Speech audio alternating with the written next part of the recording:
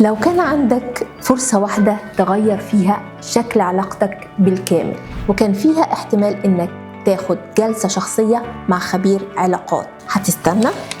الأماكن محدودة، وبعض المشتركين في ورشة 3-in-1 كوتشنج هيتم اختيارهم في جلسة فردية نشتغل فيها على حالتهم بشكل خاص.